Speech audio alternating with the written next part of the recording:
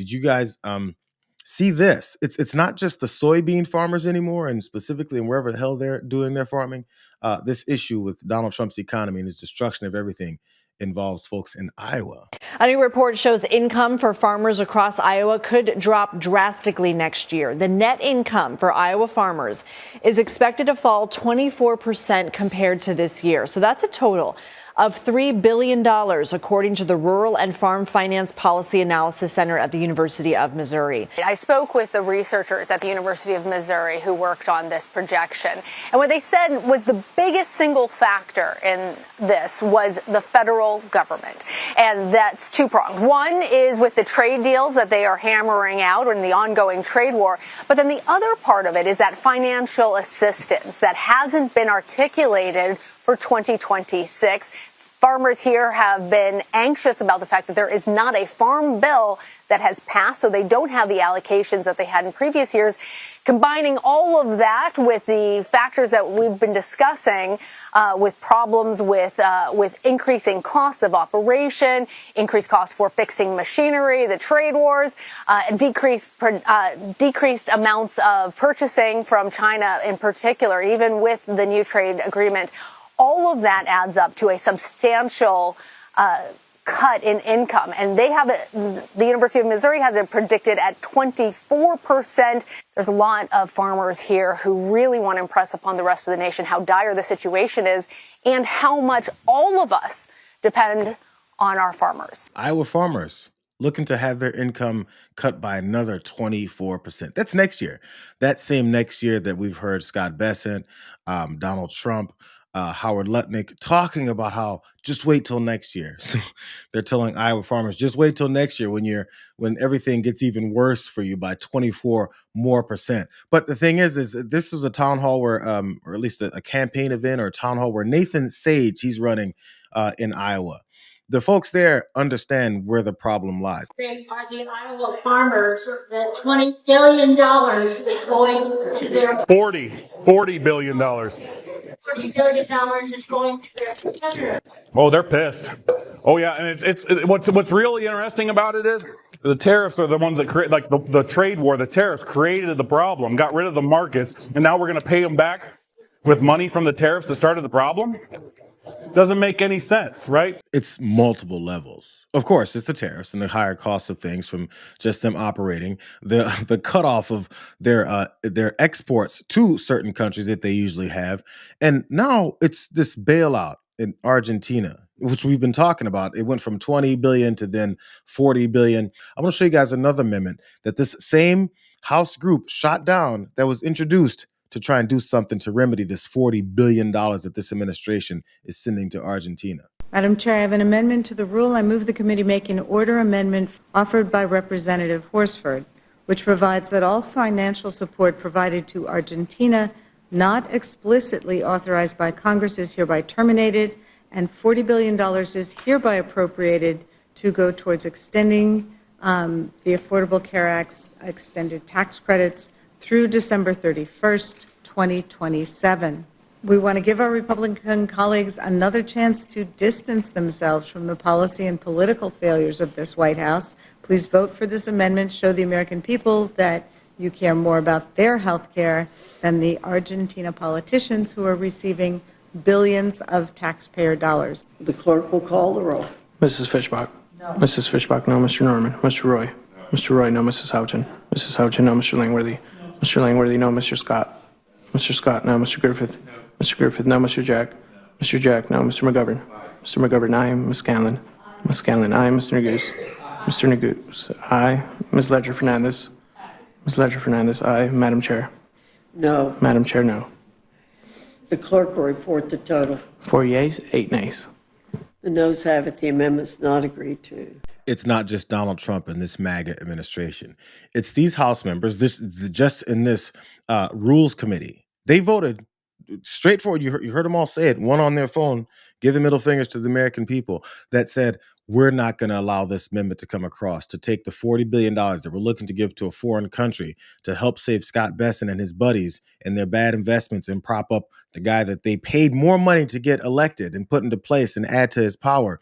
Instead of that, and it coming back to American citizens to talk about this healthcare crisis that the Republican Party is now finally admitting is an issue. Matter of fact, when asked about it even further, Scott Bessent, who was, of course, the brains behind this because he's looking to make money off it along with his good buddy, he's getting pissy about it. Like they're actually angry that anyone's asking them about their theft of our money. Secretary, and amid this discussion of costs and prices and affordability, how does a $20 billion bailout of Argentina help Americans? You're the president's point person on that. Can you explain to those here who are feeling the pinch, including America's farmers, why the United States is helping out Argentina? Well, do you know what a swap line is? It's currency swap, yes. Yes, but what is that? You're the Treasury Secretary. Yes, but why would you call it a bailout? That is how. In most bailouts, you don't make money. The U.S. government made money. We used our financial balance sheet to stabilize the government. One of our great allies in Latin America, during an election, the president there won in a landslide. The government's going to make money, and I would rather use peace through economic strength than have to be shooting at narco boats coming offshore. The Morning Joe folks, they're asking him questions about the $40 billion he wants to send to Argentina, and he thought that answer was good. We're making tons of money. Hey, I have a question for regular Americans. Did you make tons of money? Are you bringing in tons of money from this Argentina not bailout, according to Scott Bessent? How much of that money have you seen?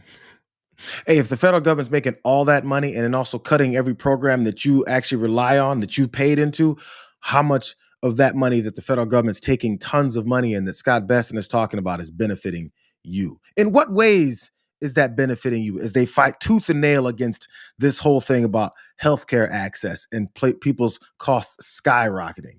It doesn't help you. They just say the federal government's making tons of money. Aren't you happy for us? And he was talking about it's best to prop up Javier Milei than to have a bunch of people shooting at drug boats, as they called them, in the Caribbean. That's not really a good flex either, and the UK agrees. A breaking news exclusive now coming into the Situation Room. Watch this. The United Kingdom is suspending, listen to this, suspending some of its intelligence sharing with the U.S. because of the Trump administration's strikes against alleged drug boats in the Caribbean. This is a big deal. The UK is arguably the closest ally to the United States when it comes to intelligence sharing. What else do we know? Yeah, Pam, it's a really significant rupture here. Essentially, what we're learning is that the UK is no longer sharing intelligence with the US about these suspected drug trafficking vessels in the Caribbean because it does not want to be complicit in the US military's strikes on these drug vessels and believes fundamentally that the US military's use of force against these vessels violates international law, according to multiple sources that we spoke to. And we're told that the UK is deeply uncomfortable with that, and they believe that it is pretty blatantly illegal. You've got the traditionally colonizing UK even distancing themselves and no longer doing intel sharing, specifically when it comes to this whole process for blowing up boats in the Caribbean. The UK, like, this is like really bad. If you need more signs that we're the bad guys as we murder people and act like that's what our threats are, as we're trying to then invade South American countries, they've talked about controlling our hemisphere from the warmonger Pete Hegseth. That's actually something that Scott Bessent tried to use as an excuse as to why they're propping up Javier Milei as well. We don't want to keep blowing up boats, except for the fact that Donald Trump and Pete Hegseth keep celebrating the fact that they're blowing up boats. Which reality do they expect people to believe here? Because you're supposed to believe that as he deflects to try and avoid all this bad news about him bailing out Argentina. But at the same time, we're supposed to also celebrate they're doing exactly what it is that he said they don't want to do anymore. But one thing is for sure, they don't want anyone talking about affordability either. Again, I want you guys to notice the change in energy. They're getting angry all the time. Anytime people are pointing out and speaking their reality, even these red hat wearers, all the reality that they're seeing, they're just getting angry about it and saying, no, your reality is what I tell you it is. So, Mr. Secretary, it's not news anchors at NBC saying it. It's the voters a week ago saying life is too expensive in this country. So do you believe the idea that voters are saying affordability is a problem for me is a con job? I believe even this morning you had two people come on and say, well, I look at the price at the pump and I know costs are up.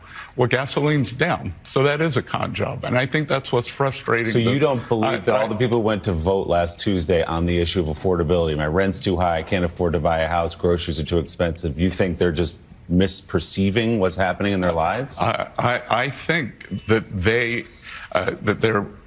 There he is getting a couple more frogs in his throat over talking about this con job. He's telling Americans, that was a direct question. Americans, regular folks at home, you can attack media figures, you can attack Democrats that are elected. Regular folks at home are talking about how things suck. And he called all of them con artists. All these people in the United States of America that voted for these dum-dums are a bunch of con artists. Scott Bessent said it. I didn't say it. He said, you guys are conning us. It's pretty obvious that when you've seen the price of gas go up, you're just lying to me because you want to make Donald Trump look bad. This is their new political approach. And it seems like they just don't give a damn anymore. I'm going to let him try and finish, even though let's see if that frog jumps out of his damn throat. I think that that we inherited an affordability crisis. We have slowed the price increases down, and they are going to continue to slow down, and that real working class wages will go up, and that will address the affordability issue. And, I think this is what Democrats are afraid to do. You can blame the media. I understand that's part of your job, but let's talk about voters who are saying life is too expensive. Not just talking about Democrats in New York City who might have voted for Mayor-elect Mamdani, ranchers, Republicans in red states saying things are too expensive. What do you say to them? Not that it's a con job, but they feel like life is too expensive, but that it's a reality of their lives. I say that there are many aspects of affordability that have gotten better under President Trump. They're going to continue to get better. It's all based on a promise. I would tell them to just wait longer. I would tell them all these things that we've been telling you are eventually going to come true. This is why I'm going to refer back to the theme. It's been the latest theme of this whole stream, you guys. They're liars. Why would you believe someone who has a history of lying, who's been proven wrong, who's blatantly lied to your face multiple times, and his pain then strikes you further? They keep lying about it. Why would you believe Scott Bessent now when he then says, just wait a little bit longer, you guys? I believe things are going to get better. So therefore, what you're experiencing right now is a con job. Does that make any sense to anybody? Especially when you got people like Peter Navarro working in this same administration. Hamburger is now $8 a pound on sale. It was $4 a pound on sale last year.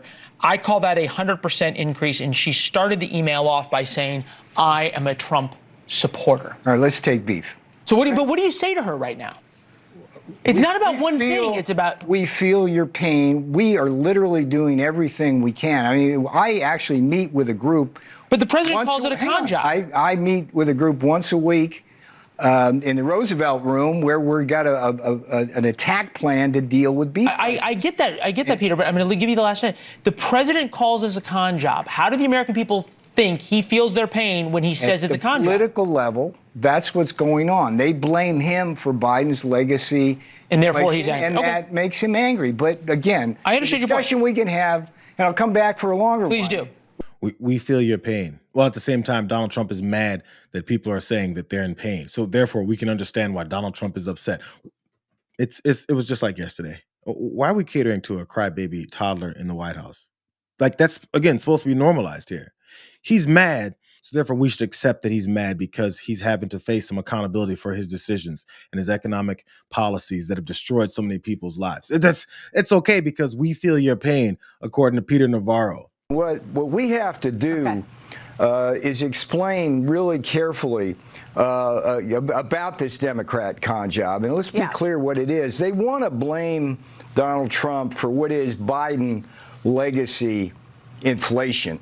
Yeah. And we have to be very clear about two things. One, go category by category: housing, food, transportation, healthcare, exactly what we're doing. And we also have to remind people that everything the Democrats do pushes inflation up, and that the only reason why we ever had the inflation crisis to begin with is because of the wild inflationary policies of the Biden regime. I'm not sure if people listen to this as much as I do. They always say that. They just keep saying the same thing. I think even Maria Bartiromo, either she had to go to a break or something, but she kept jumping. And you know, this going, yeah, yeah, we hear you, Peter. Yeah, yeah, please, we get it. I think people are starting to understand that you just repeat the same propaganda talking points over and over and over and over again. So it's the Biden's fault. It'll be Biden's fault in 2027. It'll be Biden's fault in 2028. Nothing's ever going to be this guy's fault, no matter what it is that we see or feel. Here's a revelation, though. Again, going back to their lies that that tariffs wouldn't cause any pain. Scott Bessent got a chance to bring that up. Now, this is again supposed to be something we overlook, but listen closer to what he says about those imports. Well, it's tough to do a lot of specific things, but I can tell you, Brian, you're going to see some substantial announcements over the next couple of days in terms of things we don't grow here in the United States. You know, coffee being one of them, you know, bananas, other fruits, things like that. So that will bring the prices down very quickly. And Brian, we inherited this affordability mess. It was the worst inflation 40, 50 years, one of the worst in the nation's history. And affordability has two components. So there's the price level, and then there is income level. And what happened under Biden was the cumulative inflation, stated inflation, CPI, was 23%. But what happened to working Americans, their basket of goods and services, food, insurance, auto payments was up in the 30s. So they felt a real gigantic differential there. And what we are going to do is by bringing back high-paying manufacturing jobs, President Trump is going to do what he did in the first term, and that is for hourly workers and working Americans to have real wage increases. So, Brian, imagine two lines. There is the inflation line. We've got that under control. It's leveled out. That is going to start turning down. Then there's the income line, which under Biden, because so many of the jobs were government jobs, you can't get real wage growth from a government job.